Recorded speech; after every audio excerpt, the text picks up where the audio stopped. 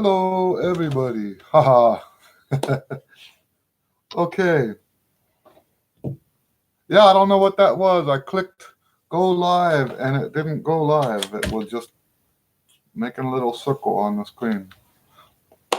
So we got a question right off from the top. What do you do after overplaying to recover? Well, you know what? I think it depends on how much you've overplayed. Um, you know, there was a time, and it still happens now today, but it's not as common as it used to be for me. And it's not because I can't, but because I've made choices in my career to change the direction I was going. But it used to be that I had as many as 4 gigs on Saturday and then almost always a church gig the next morning.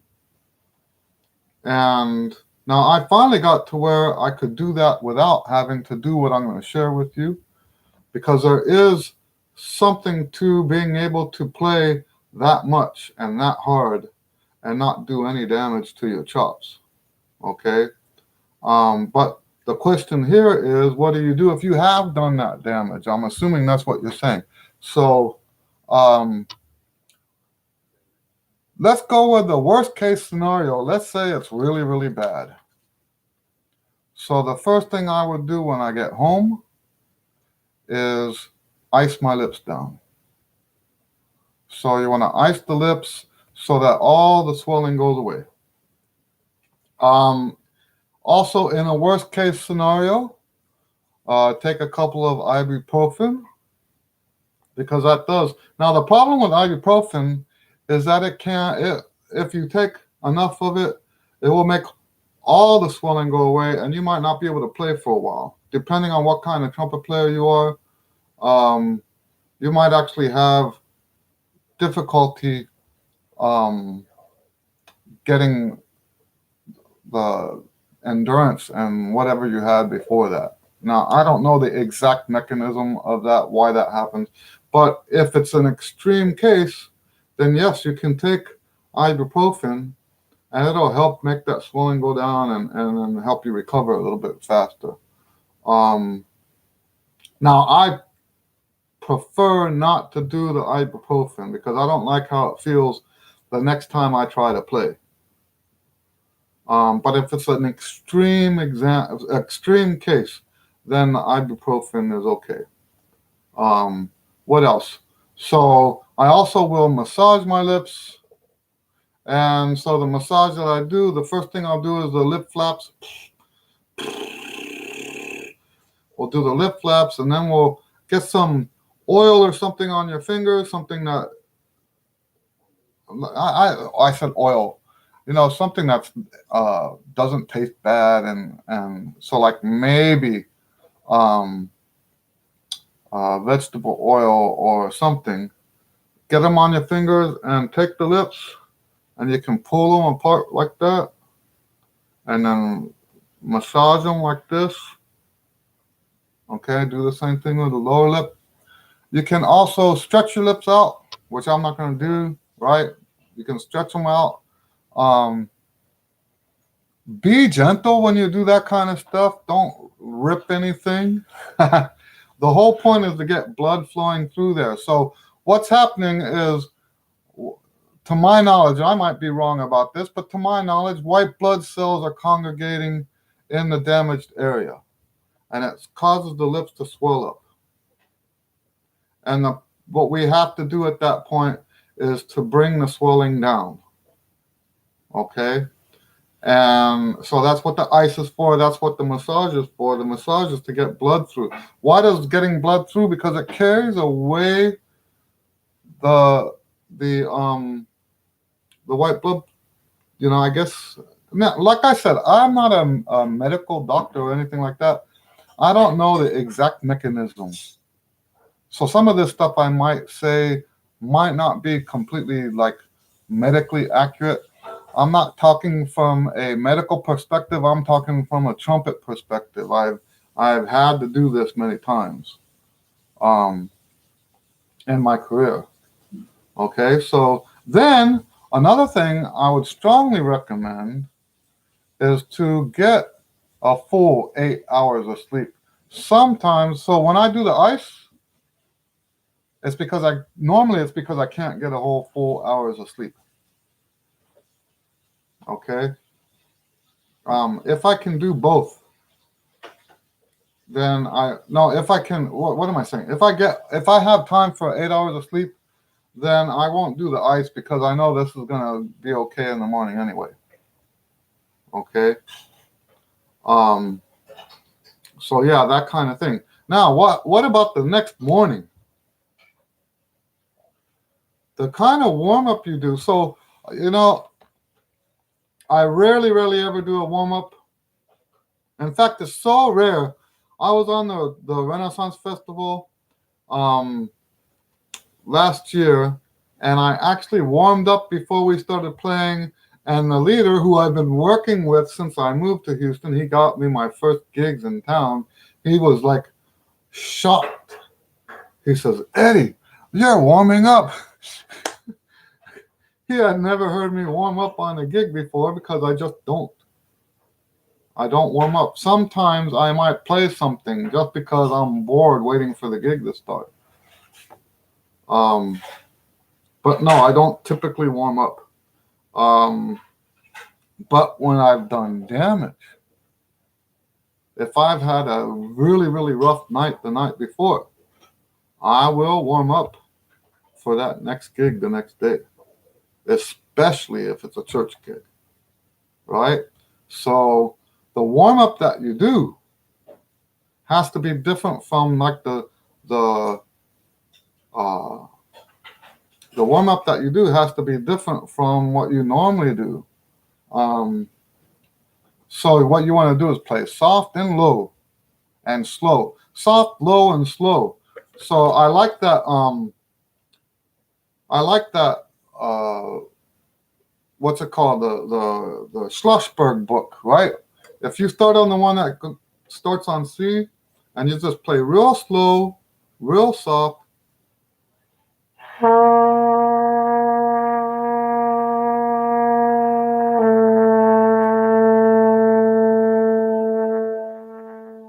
and then take it off your lips. Maybe do some lip flaps, right? I've never been real good at lip flaps, but I try to make it work because it does. Um, it's one of the best massages for your lips you can do. Then do the next one.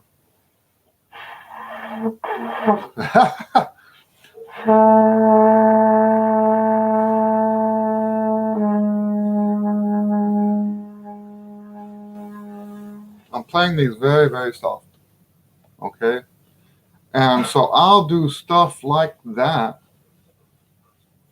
as a warm up after I've damaged my chops. So I hope that answers your question. You know, I will spend a little bit of time right now, real quick, before I get to the next question. I will say that it's better to avoid overdoing it. And I understand, and I've been there myself.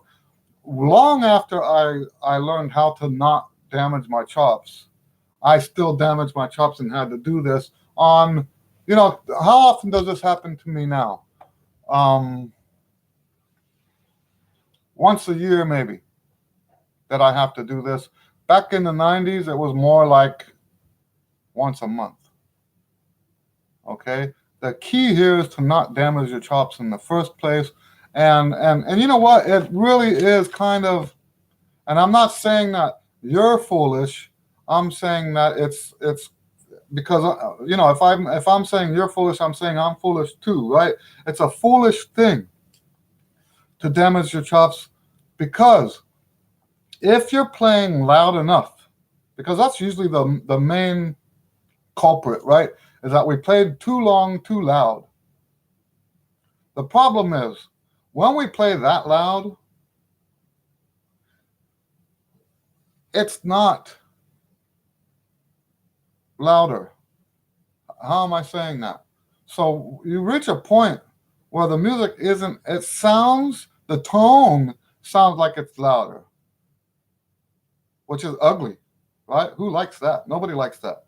The tone sounds like it's louder, okay? But it's not actually louder. If you were to measure it with what do they call that? The one that measures sound, decibels. It's not actually louder. So you're wasting your chops for nothing. So you have to learn how to not first. So that's the first thing. Don't play that loud because it's not any louder anyway. So you play up to where you get a full sound and don't cross that ever. Don't ever cross that. Oh, you know what I forgot? There's also the high note thing.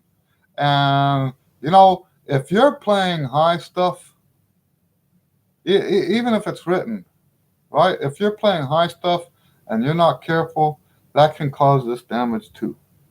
And that's a whole different, I think that's what a lot of people don't like about marching band, right? Is that playing loud and high, that's the worst combination for your chops. You pound them into meatloaf, right? So anyway, I hope that answers your question. When you're on the gig, you want to be doing what you can. So, for example, let's say you're marching, right? And you have 2 beats of rest. Then take it off your lips like that for 2 beats. Okay, don't take it off so that people can see that you're taking it off. I mean, of course, right? But even just 2 beats of rest, take some pressure off your lips so that the blood can flow. And that'll go a long way towards helping you not get damaged in the first place. All right? All right, so next question. How do you feel about heavy bottom caps? I understand the theory about them. Because of the theory that I understand, I also understand then that they don't work for everybody, because not everybody, to get the full benefit of heavyweight equipment. Now it all works the same way. It doesn't matter if you could get the heavy mouthpiece or the heavy caps or the trumpet that has the extra braces so that it's heavier. They all have the same effect. Now, maybe it sounds a little bit different if you do those different things. But here's the thing. If you aren't one of those kind of players that has that very orchestral sound, like if you're, for example, a jazz player and you don't, okay, that was just wrong. It's not a stylistic thing. If the way you play is centered on the pitch of the horn, okay? If the way you play is centered, then you get the benefits of having the caps. And I say benefits, I shouldn't call those benefits. I'm all messed up this morning. Some people don't like that sound, right? So the bottom line is, if you like that sound, buy the caps. If you don't like that sound, don't buy the caps. It is a different sound. And what it does, in theory, here's the theory behind the heavy equipment. The heavy equipment brings the resonant frequency of the metal, not the air column. Those are 2 separate entities. The heavier equipment makes the resonant frequency of the metal a lower frequency.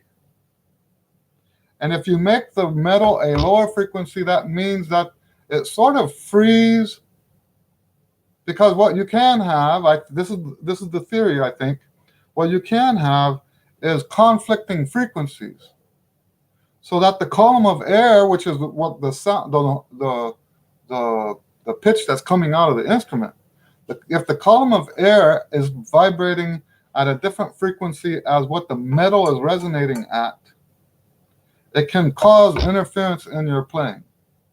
If you lower the basic Lower the fundamental. That's what they call that. The bottom note of that resonance. If you lower that, then you also lower the overtones of the metal itself. That's the main thing to keep in mind. We're talking about two different things, right? We're not talking about the notes that you're playing. We're talking about the resonance of the metal. And the theory is if the resonance of the metal conflicts with the resonance of the horn, it will cause disruption in the sound. Okay? Now, if you don't play to the center of the pitch, this doesn't affect you at all. And you can say, well, I play in tune. That's not the same thing. You know, Chet Baker, and I don't remember where I read this, so right at this point, it's kind of sort of just hearsay, right? Because I don't remember, but people have been talking about this for years and years and years. Chet Baker used to play flat on purpose. That's what the legend is. The legend is Chet Baker played flat on purpose. If you're one of those people who plays flat on purpose or sharp on purpose, or you don't even realize that you're playing sharp or flat, then the bottom, the heavy caps, the heavy mouthpiece, none of that's going to make any difference for you because you're not using the acoustic properties of the horn anyway. So in some ways, that's better. If you were to play the way Chet Baker played, then it wouldn't matter what horn you played ever. The people that it matters what horn they play on is the people who play to the center of the pitch. Because when you play at the center of the pitch, the horn resonates. And when the horn resonates, all those physical properties come into play. Okay? And that's when the heavy caps are going to make a difference. I'm not one of those anti-heavy caps guy. I'm not one of those. I just don't use them because what I have works for me. There's no need for me to spend money. That's the thing, right? Is people are always trying to get you to spend money on stuff. Always.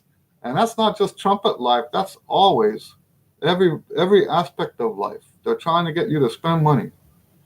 All right. I hope that answers your question. All right. I have been learning how to play the trumpet for a year and a half, and my register is no more than high G, and I rarely can reach high A. Is that decent range for a year and a half? Yes, I think so. I actually think so. Santo Domingo, that's no problem with that. Okay. Now, range to me is something that grows with time. If you try to push range, if you try to make yourself get the range too quickly, what that forces you to do is play differently for the high notes. Okay? And we don't want that. There's no scenario where that's a good thing. Okay? There's no situation where that's okay. All right, next.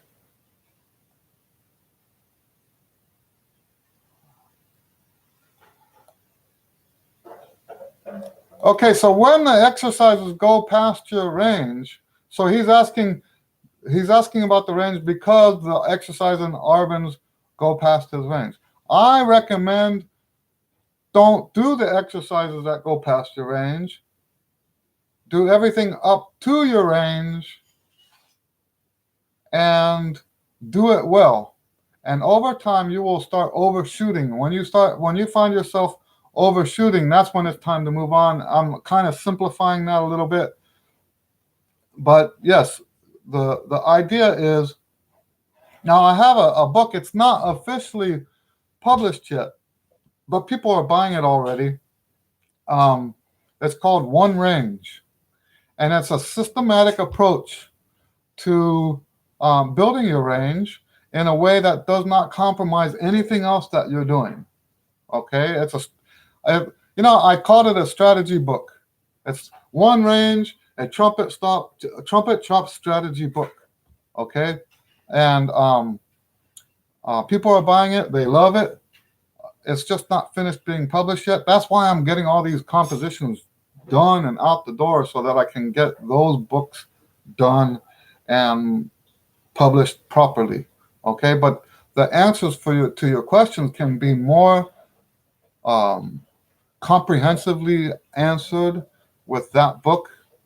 It's a small book about like that. No notes in it. It's just a strategy. What should you do? When should you do it? And it will help you to come up with a system that will help you grow your range without getting two different embouchures, without playing unmusically. Because I mean, who wants that, right? The guys that play high but can't play music. To the rest of us that aren't like fixated on high notes, that's just repulsive. It's disgusting. Okay? It's horrible stuff. And the only people that like that stuff are the ones that wish they could do it. Right? And it's just, okay, I better stop. All right, so what's next? I got seventh for region in Missouri. Is that Missouri? Out of like 80. That's good.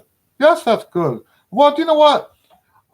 Anyone that wants to know about competition, I really strongly recommend that you watch my video about competition in music. Here's what I do with my students.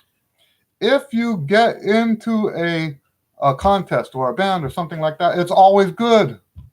Always. Even if you were last chair, it's good. Okay? It's even better if you're first or second chair, but anything lower than first or second chair, it doesn't really matter what chair you are. First or second chair is a little bit different, but once you get down past second chair, uh, you made the band. What can we argue about, right? You made the band. You won the award. Whatever it was that you were going for, you made it. So it's always good. Okay? So congratulations. You did a good job. But what if my students don't make it? We don't care about that. Okay? We don't care about that because once you're past first or second chair, the order doesn't mean anything. And if they're going to cut off at like 8 players or 16 players, okay? If they're going to cut off at 16 players, who's to say that number 17 was for sure better or worse than number 16? There's no way to say that. The auditions aren't that scientific, especially at the high school and junior high level, right? It's not that accurate. So we don't really. Now, here's when we do worry about it. If you were last chair, so the way I said about first chair, if you were first or second chair, that's a little bit more significant than just making the band, just a tiny bit more, okay? But in the same way, but in a negative light, if you're last chair, let me tell you what this means to me. If you were first chair, that means everybody, all the judges agreed that you were the best in the room. Okay? That's usually what that means. Every time I've judged, we almost always all agreed on the top 1 or 2 players. But what we also always agreed on was the very bottom, the ones who got last chair. We almost always agree on that too. And that's a problem. So if my students, I've never had a student that came in last chair, right? Not that I can remember ever. Maybe my students wouldn't tell me if they actually made last chair because they know that I think that's significant. Okay, but no, to my knowledge, I've never had a student that made last chair. But if you did make last chair, then we would say, hey, you know what? That was bad. That's the only time we would say that was bad. Because other than that, it's not really accurate. Okay. All right, now, I'm not sure if you remember me from last week, but I am following your practice routine. and my lip fatigue has gone away. Yay! We like that, right? And now I am back to playing at my full range, and I am comfortable. There you go. Yes, I do remember you. Um, and you're welcome. I'm glad it's working for you. That's great, and I'm glad you came here to tell me that it was working for you, because that really, when we hear back from people like that, because the internet is very anonymous, right? So we don't really know a lot of times when something works for people, because if you don't take the time to come back and say, hey, it works, then we don't find that out, right? Okay. Next, I'm pretty new to your channel. Okay, welcome. And I was wondering if you have any tips on getting to the next level on the trumpet. I'm happy with my progress, but I want to get to next level. Okay, so getting to the next level. So I don't really know what that means. Okay, do you know what? The way I teach, and I wish I could show you. No, I have a chart. I'll have to just describe it to you. I have a chart that's behind my monitor. It's on the wall. And I have across the top is 7 different levels of trumpet playing. And then down is all the different areas that I want my student to work in. Okay. Now, I've broken those down into increments. And for my students, going from one level to the other is just a matter of going through each one of these boxes and learning that skill. When you learn that skill, we go to the next skill that's at that skill level. Okay, because it's not just one skill. It's not just generic trumpet playing, right? It's not just one skill called trumpet playing. So let me read the name of these skills that I have. The different keys and scales. Well, okay, I have keys listed different from scales. Different keys, time signatures, rhythms, syncopation I ended up adding later as a separate, aside from rhythm, even though it falls under the category of rhythm, syncopation is a different, because there's different levels of syncopation. The length of the etudes that I write for them. So, for example, my absolute beginners get 4 etudes per page, so rarely more than 6 measures long for the beginners.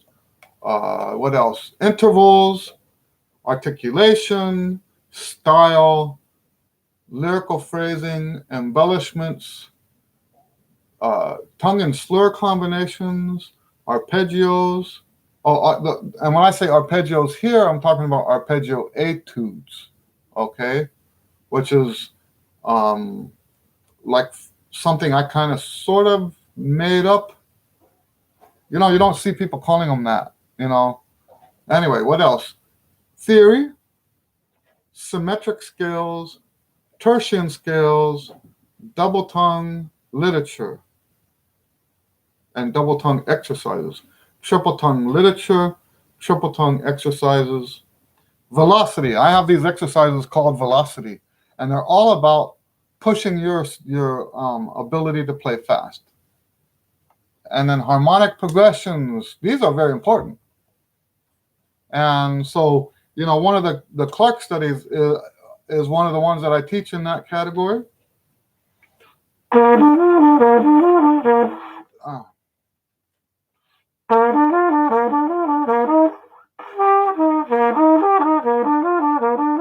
Right? So that even though it's a technique study, it's also a harmonic study, because you're going through the 1, the 4, the 1, the 5, the 1, right? So what else? Transposition. All my students do transposition except for the absolute beginners. Okay, when I say absolute beginners, it usually takes them about 3 to 6 months. Anybody after 3 to 6 months is going to be doing transposition. Modern composition techniques. Everybody does that too, all the way to the absolute beginners. Um, Triads, which is really arpeggios, but I split the arpeggios into two categories: triads and seventh chords. And so then in seven chords, dynamics, repeats, and duets and flow studies. My students have to go through all of those uh, individual skills. Then they're ready to go to the next level. I hope that makes sense. Okay? So, how do you do that?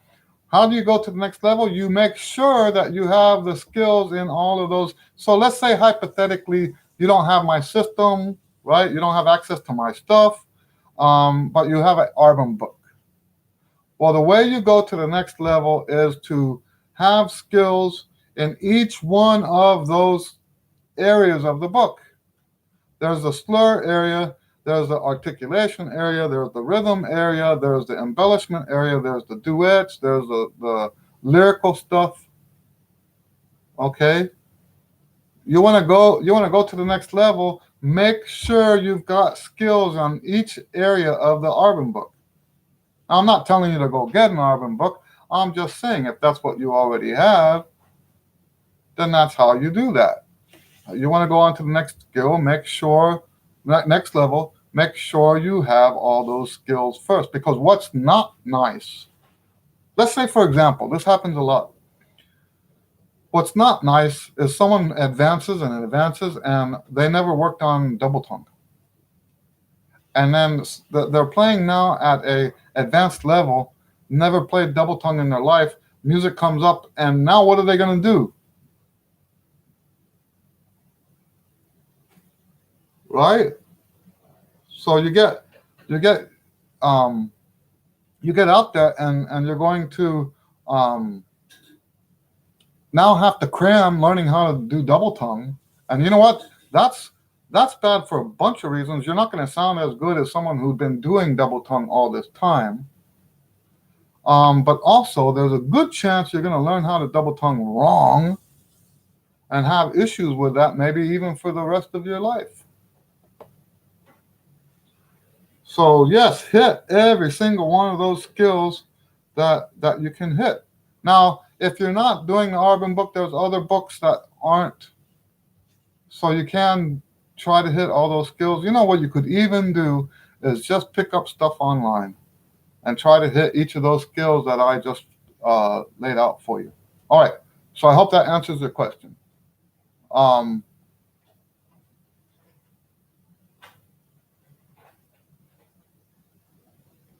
Okay, I lost my range after I stopped practicing range and switched mouthpieces. I went from a Bach 3 to a 1.5 C. Okay. So, so I don't have any range books. Which range book are you talking about? I don't have. I have a book that I stopped publishing. It was like the extension to the daily routines book. And I stopped publishing it because people were calling it my range book. I don't sell any range books. I don't do range exercises. And I see what you're saying. The one range book. I should actually. Now I'm like embarrassed. Okay, good. The one, yes. Okay, that's going to help. Actually, do you know what? If you're getting that book, then that will help you with everything that you're talking about. So the buck, the switch with the mouthpiece, it's natural to lose range when you go to a bigger mouthpiece. That's normal. Okay. Now let me tell you how I feel about that.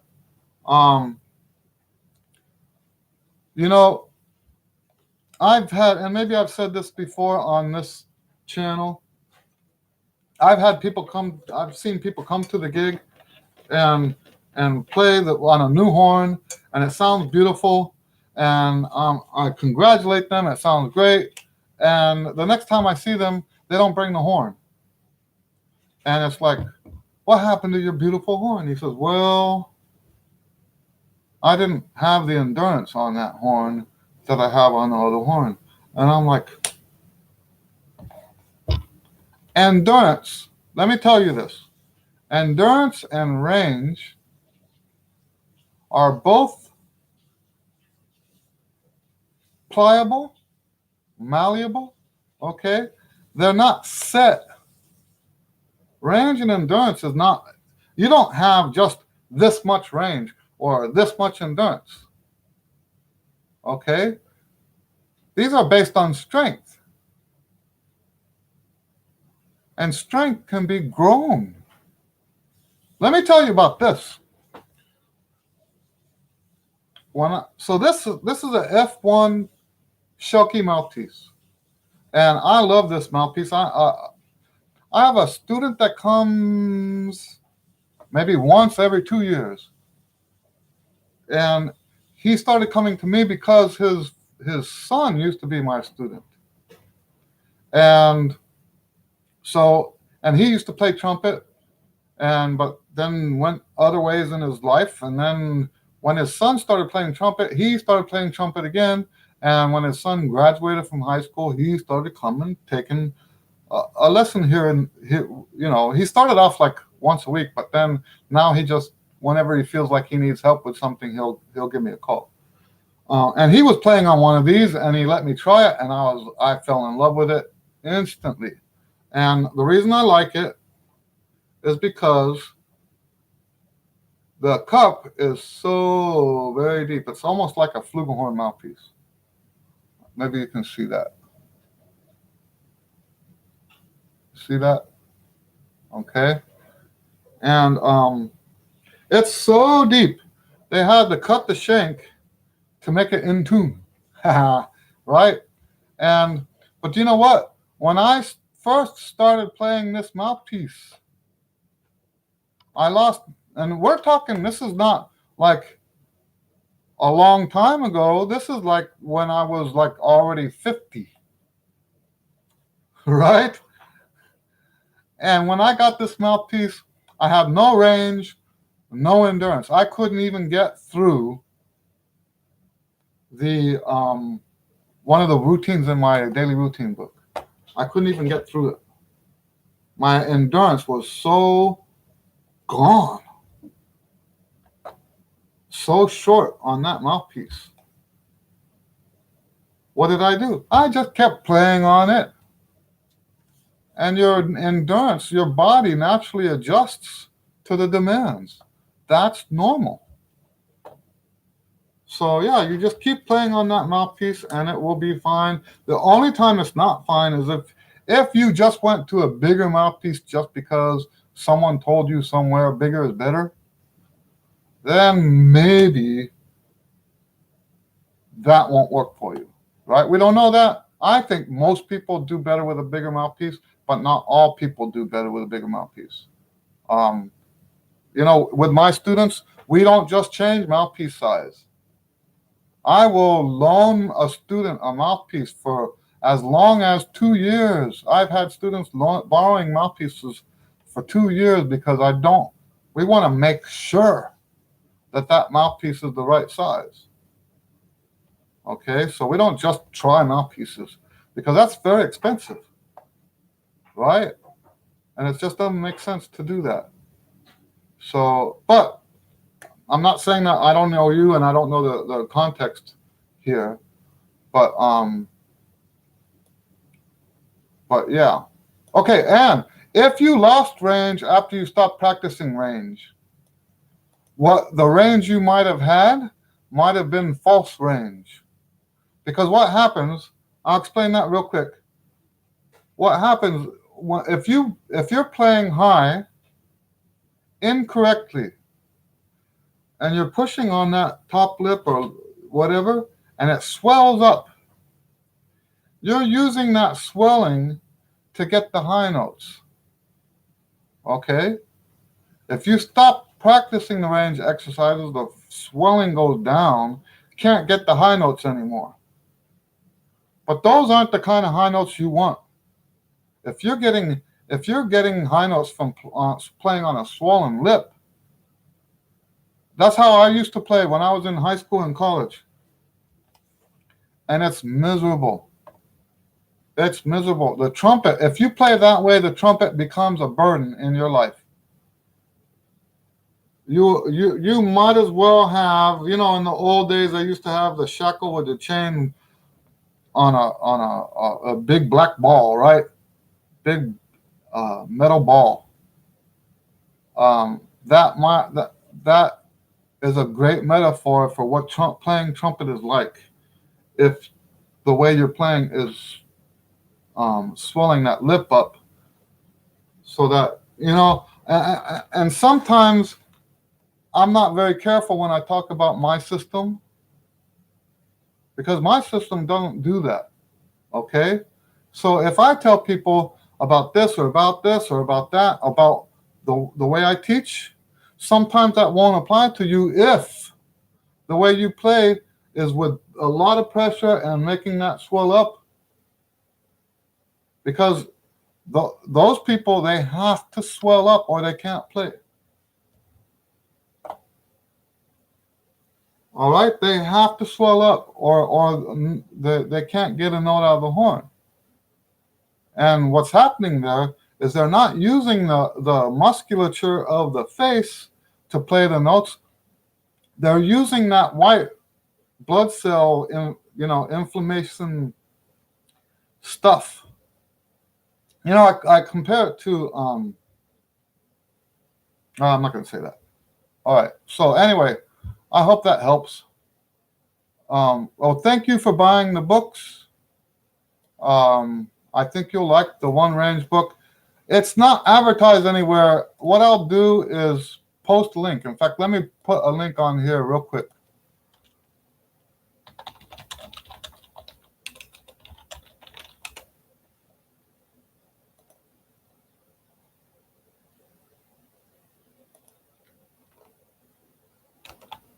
Okay, here's the link. I'm going to put it on the comments.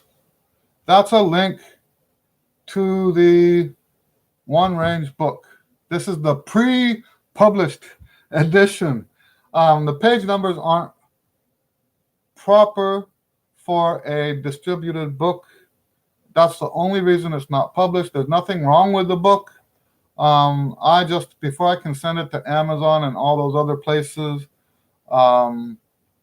I have to make the page numbers so that the chapter titles are on the right side of the book, not the left side.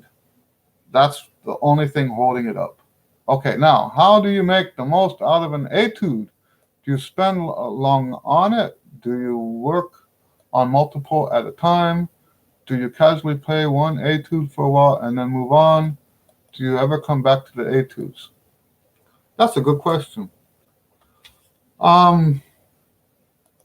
So when it comes to working on learning the etude, that should happen one at a time. I think I've mentioned this before. I have a system of 7 stages for preparing music.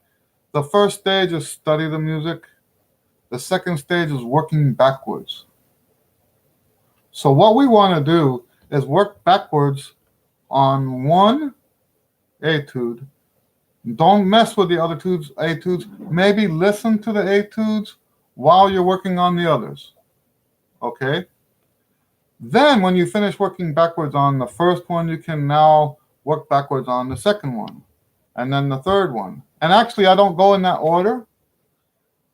I start with the hardest one, then the second to hardest one, then the easiest one. Okay? Then after you've done the working backwards, then you do the same thing with the next stage on each of the etudes. So you kind of go through all 7 of those stages. So let's say you have 3 etudes. 1, 2, 3, 4, 5, 6, 7.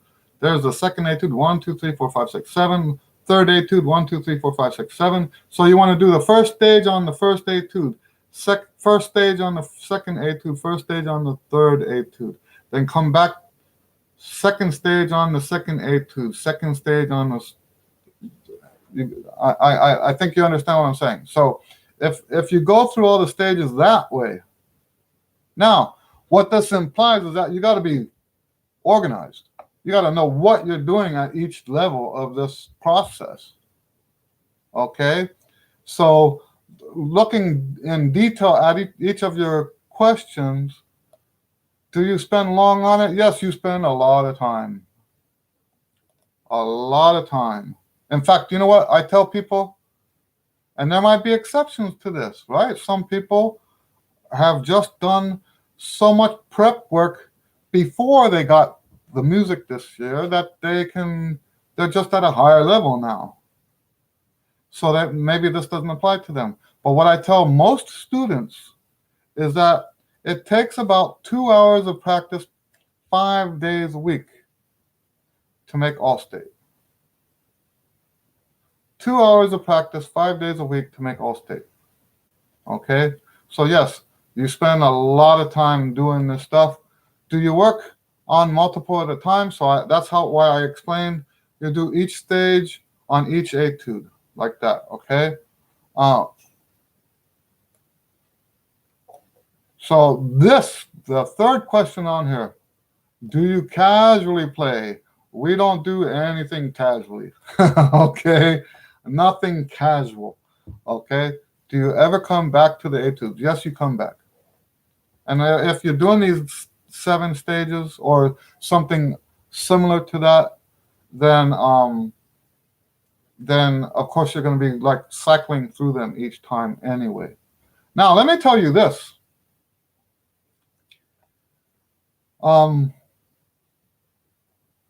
When you practice correctly, you don't forget 2 weeks later. Okay?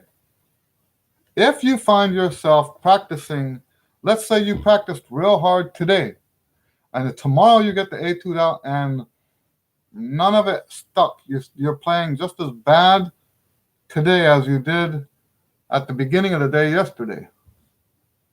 That is a very, very serious indication that you didn't practice right. And when that happens, I was lucky enough to get, oh, very good. Yeah, you know what? That's one of the best places to try mouthpieces is at those conventions.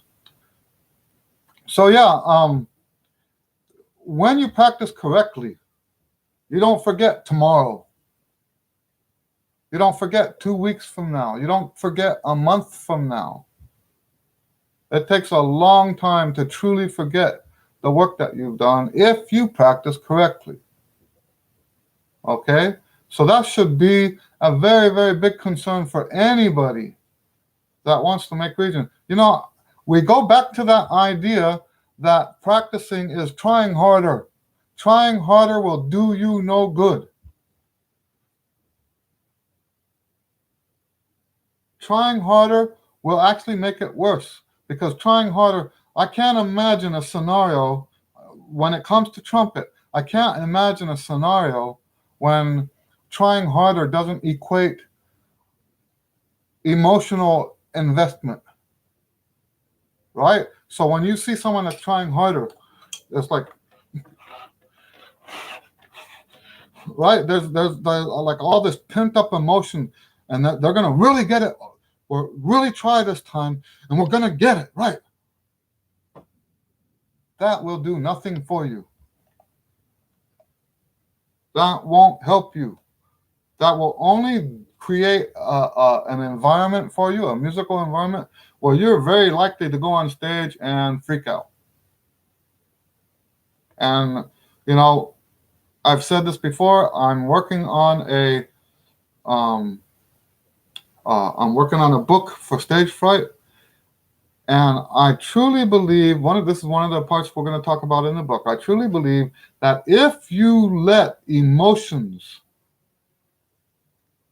tamper with your practice time, then when you get to the performance, you can't turn that off. That's how you've been practicing all this time.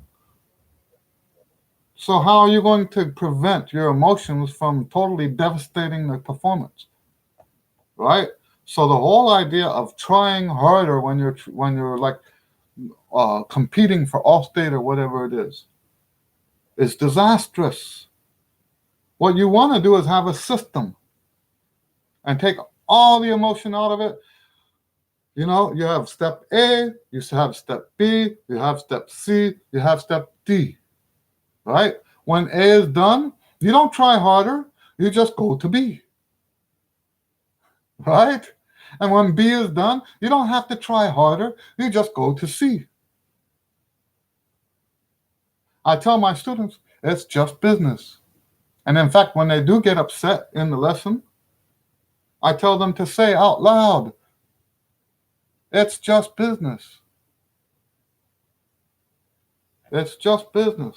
No emotions. Keep your emotions out of it. What you want to do is put your emotions into the music, right? And that should be at all times. Okay? Who do I think has the best sound, best time and sound on the trumpet?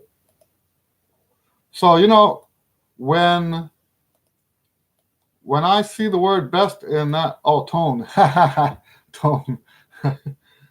when I see stuff like that, the word best, there really isn't anything such as best. What I interpret that is my favorite. For many, many years, my favorite tone and sound on the trumpet was Wynton Marsalis. At this stage in my career, I don't have a favorite anymore because when I listen to somebody and they have a different tone, I see that tone as part of their personality, right? Let's say, let's compare tone to hair color, right? Who has the best hair color? Isn't that a preposterous thing to ask, right? And if I truly love people, if I truly love people, I don't look at somebody's hair color or hairstyle and say, that's not a good hair. That person's hair isn't as good as this person's hair. That's that person that we're talking about, right? That's that person we're talking about. That person has that hair. That person over there has that hair. So I feel the same way with trumpet players. If I listen to Freddie Hubbard, let's say someone says that Freddie Hubbard's tone is the best tone.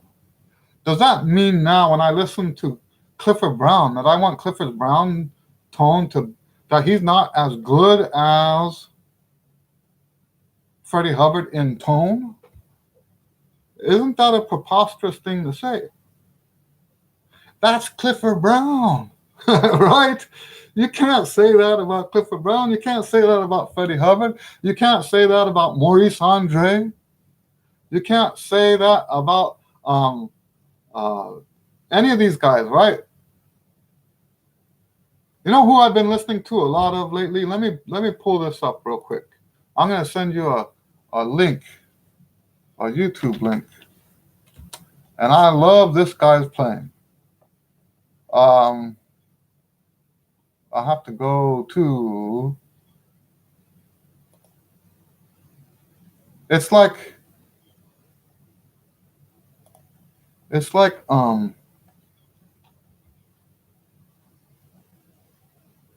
me see. Okay, here's a link. Save link. Oh, no. Oh.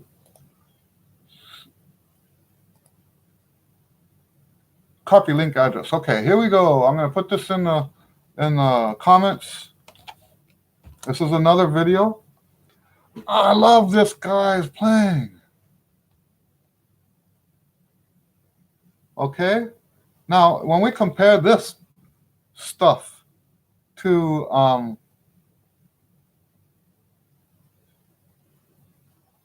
that's a different question. Yeah, okay. So when you compare someone like what I just posted to anybody else that I've ever heard, it's so entirely different. And how can you say what's the best and what's the worst? And what it comes down to is what I like. And are there trumpet players that I don't like? Yes, there's trumpet players I don't like, and I won't listen to them again. I'll give everybody a chance, right? Even people who are not famous, maybe even especially people who are not famous, I'll listen to everybody when I have time. Um, and that's how I found this guy. I clicked on it, and I'm like, wow. Oh, so you're talking about. So the question is, do you have favorite trumpet moments in orchestra music? So let me tell you, I was in the El Paso Symphony Orchestra, and my favorite moments were when I wasn't playing. That's gonna sound funny, right? Um, when I wasn't playing, I'd sit back and look at, because I'm a composer, right? And if I'm looking and I can see with my own two eyes the interaction between the parts, and I can see the harmony and stuff like that. So to me, and I really like. I think I would have to say right now my favorite composer is Rachmaninoff, and I won't go into why I like that music so much. Um, there's compositional reasons why I like his music so much, uh, and historical reasons too for as well. He was criticized in his day. So yeah, Bud Herseth Mahler is a great recording.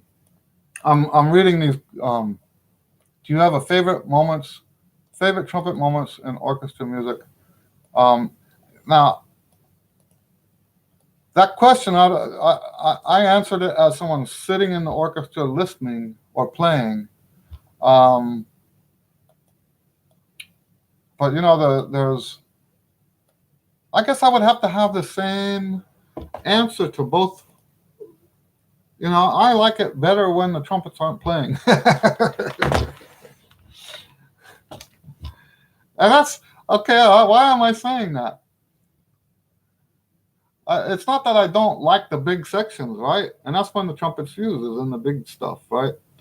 Um, but there's so much beauty in the orchestra stuff. So if we're using the word favorite, then I actually really prefer the stuff that I don't hear all the time. I guess that's what I'm saying. And that's how personal this stuff gets, right? That's how personal this stuff becomes. I've been playing trumpet for all these years. 45 years now I've been playing trumpet. And never had, since 1988, I haven't had a day job. This is what I do. And it's spread across the different parts of my career, right? So I do the writing and the composing stuff. I do the teaching, and I do the gigs. And I've played many seasons of orchestral lit, and I really have to tell you that what moves me most is the stuff that doesn't have trumpet, and the sections of the music that don't have trumpet. I like the trumpet. I enjoy the trumpet, but I hear it all the time, right? So now my favorite, if we're going to use those words, now my favorite is actually the stuff that doesn't have trumpet. I think it's some absolutely gorgeous stuff. In fact, um, for that matter, let me post another. Um,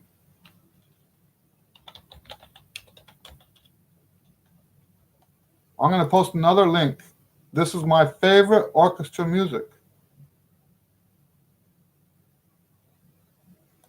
This is a link to a search, a YouTube search.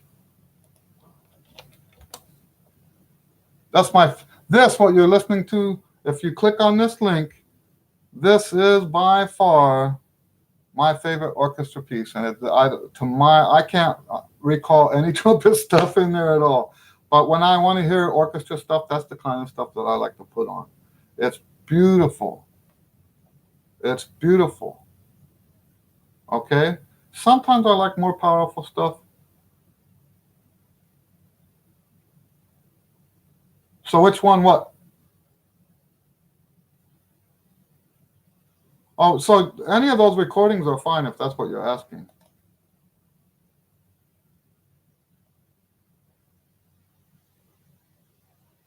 They're all very nice. There's one here that's live. Anyway, okay. So this is the end of a very long week for me. And are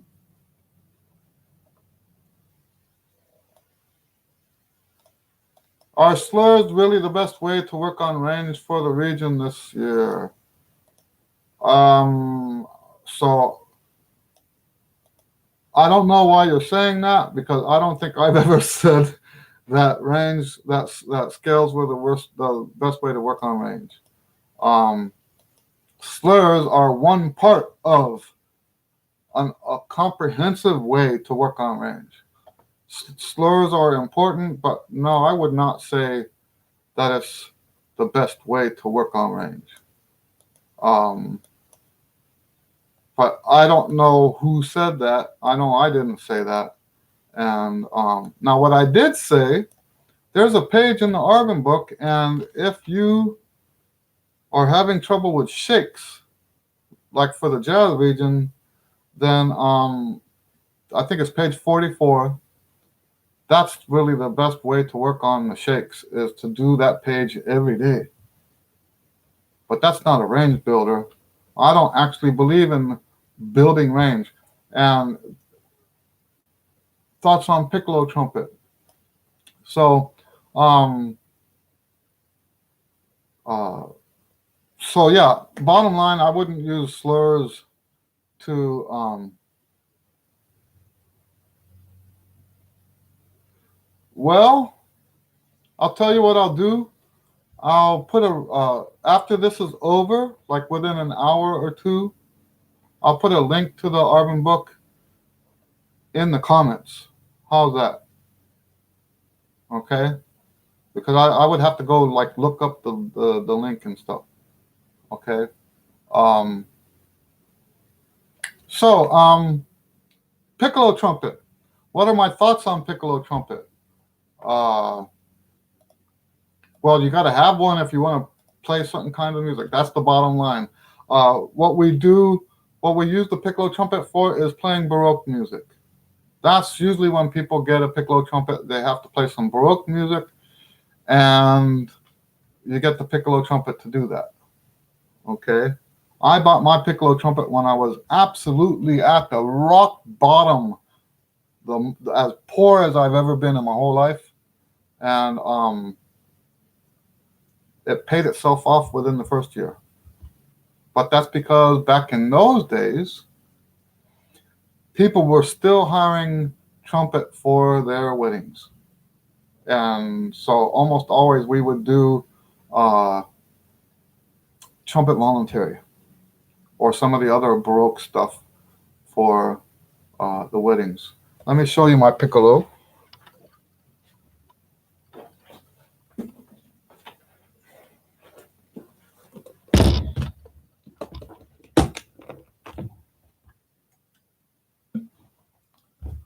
So the way this works, you take the B flat slide out, you put the A slide in, and this is not the right mouthpiece for this, but we'll do it because I don't want to go looking for a mouthpiece. So what I do now is transpose, because a lot of that Baroque music was written for D trumpet. If we put the A slide in, now A to D is up a fourth, so we're going to transpose everything up a fourth. It's actually down a fifth, but it feels like up a fourth.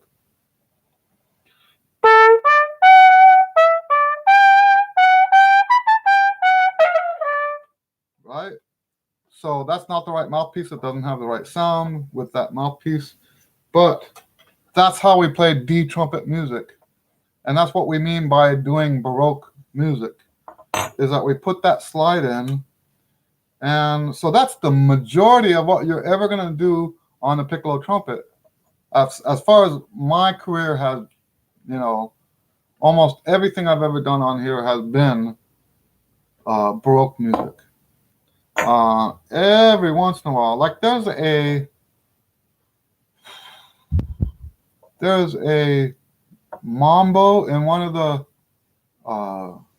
musicals where it calls for piccolo trumpet, which, if I remember right, or maybe it doesn't call for piccolo trumpet and some of the guys were playing it on piccolo trumpet. But anyway, yes, there are times when people will play piccolo trumpet for other stuff besides Baroque music.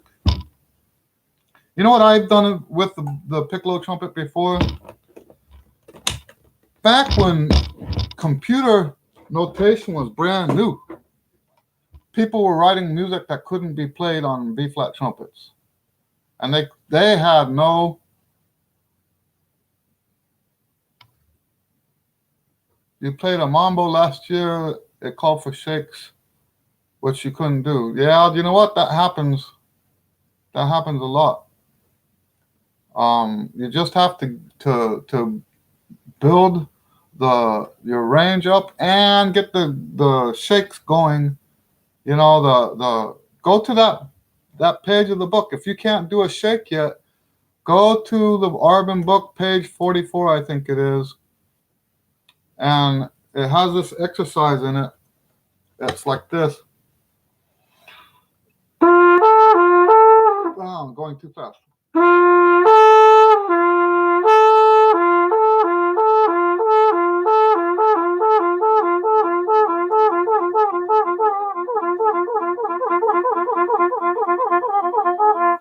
That's not the best I've ever done that, but that's how the exercise goes. That's the reason I'm showing you that, is so that you know if I'm wrong about the page number, you can go look for that exercise. Okay? And I think if it's not that, yes, I was about to say that. It's not that a lip trill and a shake are the same thing. We're not saying that. But what we are saying is if you can't do a lip trill, you can't do a shake. Okay? If you can't do the lip trill, then you probably don't have what it takes here to do the shake anyway. So we get the skill first on that page, and then, so the difference between a lip trill and a shake is that lip trill is clean, and a shake is dirty. So here's a lip trill on a G, right? And here's a shake on a G. Right? There's more like extra notes in there, and it's kind of smeared. It doesn't sound so good on that trumpet, but I hope you could hear a difference. A lip trill is like very clean. Okay? So anyway, at this point, I should probably quit. I have a student at 11, and I have to put shoes on and get the room cleaned up a little bit. So thank you guys for hanging out today, and we'll do it again next week. All right, and see you guys on the next one. God bless you.